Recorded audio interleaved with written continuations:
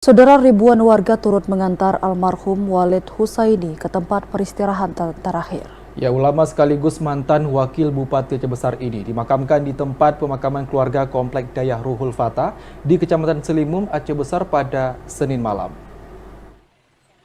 Meninggal pada Senin siang, kehadiran jenazah Tengku Haji Husaini Awahab telah ditunggu ribuan warga yang mendapat kabar kepergian almarhum. Selain di Aceh Besar dan Banda Aceh, pengunjung juga berasal dari sejumlah kabupaten kota di Aceh yang umumnya kalangan pondok pesantren. Sebelum dimakamkan, ulama karismatik sekaligus mantan wakil Bupati Aceh Besar periode 2017-2022 ini disolatkan di Masjid Komplek Dayah setempat. Ramainya warga yang turut serta melaksanakan sholat jenazah berlangsung hingga 3 tahap.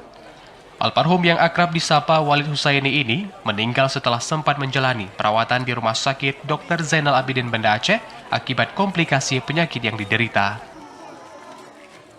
Cuci darah, pulang pergi dari rumah sakit ke tempat kediaman beliau di Selimum. Kemudian 2 minggu terakhir drop lagi, sempat 3 hari di UGD, kemudian bawa ke rumah sakit umum, sempat dirawat di Pineri lebih kurang sekitar 10 malam.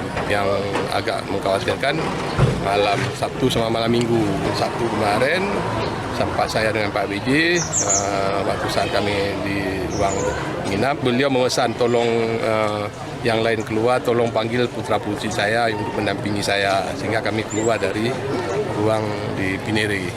Jam 12.45 dapat kabar beliau sudah kembali ke Wanilahi Rabi. Selain menyolatkan, ribuan warga turut mengantarkan almarhum ke tempat pemakaman terakhir di Komplek Dayah Ruhul Fatah. Almarhum dimakamkan berdampingan dengan makam adik kandungnya, yakni almarhum Tengku Haji Abah Muksalmina yang meninggal pada tahun 2021 yang lalu. Sementara itu, almarhum Walid Husaini meninggalkan 1 istri dan 5 orang anak yang terdiri dari 3 putra dan 2 orang putri. Dari Aceh Besar, Arman Konadi, TV Aceh melaporkan.